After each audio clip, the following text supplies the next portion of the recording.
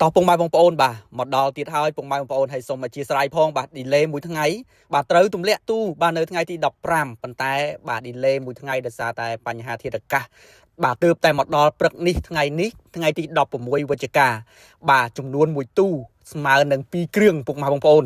បាទ Toyota Hiace បាទជាប្រភេទឡានឆ្លងកាត់នៅការត្រួតពិនិត្យបាទទៅលើគុណភាពពិសេសបានបាទកាត់យកពីខាង dealer ផ្ទាល់បាទពីខាងតៃវ៉ាន់អញ្ចឹងសម្រាប់រថយន្ត Toyota Hiace ពុកម៉ែបងប្អូនដឹងហើយបាទគឺផលិតនៅជប៉ុនបាទ Speed Arab បាទនាំចេញពីខាងតៃវ៉ាន់មកដល់ស្រុកខ្មែរយើងនេះបាទចូល4ប្រទេសហើយគ្រាន់តែឈ្មោះពុកម៉ែបងប្អូនណា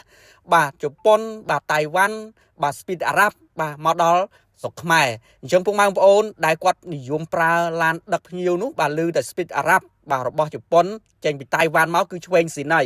បាទអញ្ចឹងថ្ងៃនេះ2គ្រឿងពុកម៉ែបងប្អូនបាទឃ្លាំងឡាន Hatrio Toyota យើងទម្លាក់2គ្រឿងបាទឆ្នាំ08បាទពណ៌ស highlight ទឹកមាសបាទនិង013ពណ៌ស highlight ទឹកមាសដូចគ្នាបាទពុកម៉ែបងប្អូនឃើញភិនភាកឡានហើយពុកម៉ែបងប្អូនណាឡានមូលបាទអត់មានបុកប៉ះកលាប់កាត់តទេគឺ